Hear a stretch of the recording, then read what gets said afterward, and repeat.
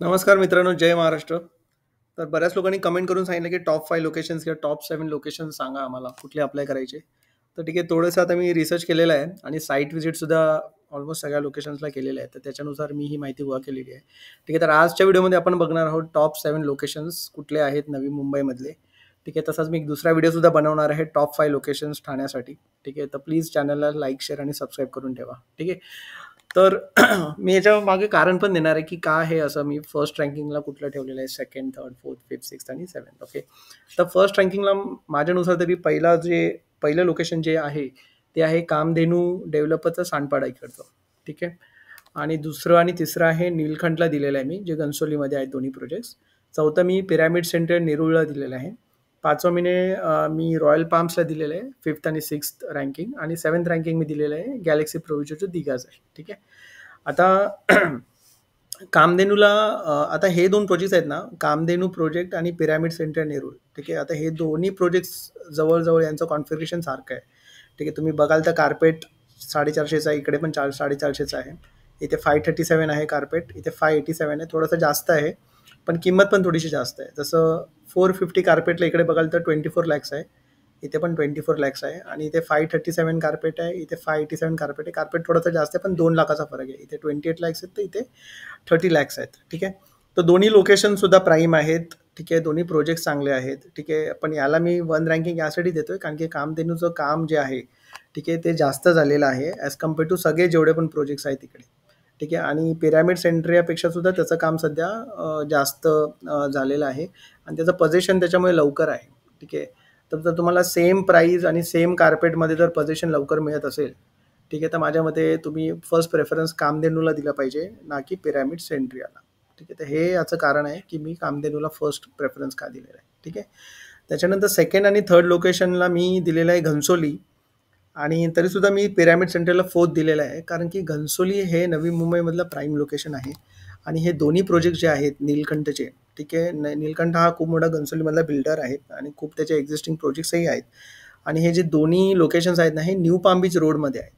आणि new palm beach रोडमध्ये घनसोलीचे जो new palm beach road आहे, त्याचे रेट्स हे घनसोलीच्या इतर प्रोजेक्ट्स किंवा इतर लोकेशनपेक्षा जास्त आहेत, कारण की तो प्रीमियम प्रोजेक्ट्स येतात तिकडे सगळे.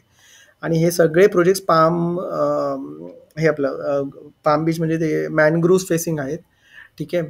तर त्याच्यामुळे आणि या दोन्ही लोकेशन्सला जे ॲप्रिशिएशन आहे, रेटचं ॲप्रिशिएशन आत्ता पण चालू आहे आणि पुढच्या येत्या काही वर्षांमध्ये जे मिळणार आहे, प्लस जे रेंटल तुम्हाला इन्कम येथून मिळणार आहे ना, ठीक आहे, ते खूपच जास्त असणार आहे ॲज कम्पेअर टू सगळे लोकेशन्स तुम्ही बघितले तर.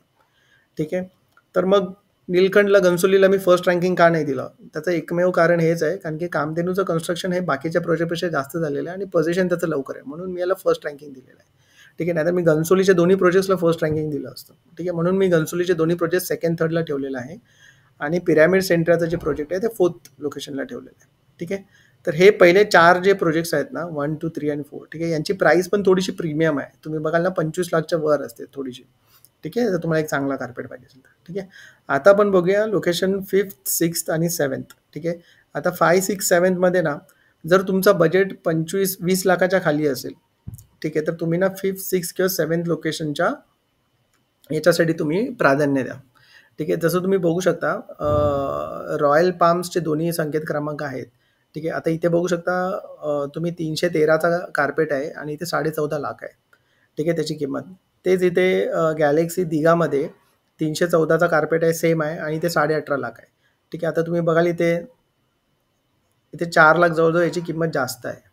ठीक आहे. तर तुमच्यावर आहे, तुम्हाला जर इथे अप्लाय करायचं ते इथे अप्लाय करा, सांडपाडा किंवा दिघाला अप्लाय करायचं तर दिघाला अप्लाय करा.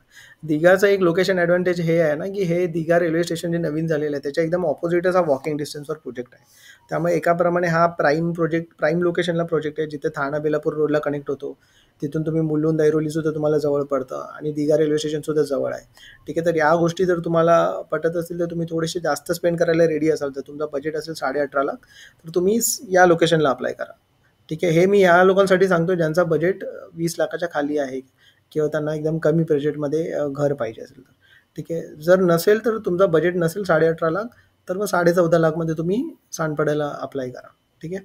आता रॉयल पाम्सला मी 5th, 6th रँकिंग यासाठी दिलेलं आहे, कारण की जेव्हा मी साईट व्हिजिट केली तेव्हा त्याचं काम फक्त प्लिंथ लेवलपर्यंत झालेलं आहे. ठीक आहे. तर बाकीच्या प्रोजेक्ट्सपेक्षा त्याचं कन्स्ट्रक्शन जस्ट आता सुरू झालेलं आहे, एक प्लिंथ लेव्हलला आलेलं आहे. त्याच्यामुळे हा प्रोजेक्ट कंप्लीट व्हायला खूप वेळ लागणार आहे. ठीक आहे. पण जर तुमचा बजेट कमी असेल तर नक्कीच या प्रोजेक्ट्सला तुम्ही प्राधान्य द्या. ठीक आहे. पुन्हा हा जो आहे संकेत क्रमांक 419 इकडे पण बघा तर तुम्हाला कार्पेट जास्त मिळतं आणि प्राईससुद्धा याची कमी आहे त्या कंपेअरनुसार. ठीक आहे. इथे जसं बघू शकता तुम्ही जवळ-जवळ 400चा कार्पेट आहे तर तो 18.5 लाख आहे. ठीक आहे. इथे तेच तुम्ही बघा इथे 400चा कार्पेट आहे नीलकंठमध्ये 21.5 लाख आहे. इथे 400-450चं कार्पेट आहे 24 लाख आहे. ठीक आहे. तर ॲज कम्पेअर टू बाकीचे जे वरचे प्रोजेक्ट्स आहेत ना, त्याच्यामध्ये याची प्राईस एक नॉमिनल आहे. म्हणजे एक व्यवस्थित त्यांनी ठेवलेली आहे. ठीक आहे. तर हे सगळं रिझनिंग आहे. ठीक आहे. पण मी तुम्हाला सांगतो सर्वात जास्त अर्ज कामधेनू आणि नीलकंठ आणि पिरॅमिड सेंट्रलच येणार आहेत. कारण की सगळे उठसूट तिकडेच अप्लाय करणार आहेत. ठीक आहे. पण तुमचं जर बजेट जर चांगलं असेल आणि तुम्ही रेडी असाल तर मग हे 1, 2, 3 आणि 4 साठी अप्लाय करा. जर तुमचा बजेट कमी असेल आणि तुम्ही जर थांबायला रेडी असाल काही वर्ष, ठीक आहे, तर तुम्ही 5th, 6th आणि 7thला अप्लाय करा. ठीक आहे. तर ही सगळी माहिती होती मित्रांनो. जर तुम्हाला माझं रिझनिंग पटलं असेल, जर तुम्हाला असं वाटतं काही प्रश्न असेल माझ्या या ॲनालिसिसमध्ये तर नक्की कमेंट करा. ठीक आहे. मी नक्की हे करेल. तसंच मी ठाण्याचं सुद्धा तुम्हाला लवकरच सांगणार आहे. ठीक आहे. या सगळ्या प्रोजेक्ट्सला मी साईट व्हिजिट केलेलं आहे आणि याचे सगळे लिंक्स मी डिस्क्रिप्शनमध्ये टाकलेले आहेत, ज्याच्यामध्ये पूर्ण प्रोजेक्टचं इन्फॉर्मेशन आहे आणि साईट व्हिजिटमध्ये केलेले सगळे व्हिज्युअल्ससुद्धा आहेत. ठीक आहे. व्हिडिओ आवडला असेल तर प्लीज लाईक, शेअर आणि सबस्क्राईब करा. धन्यवाद.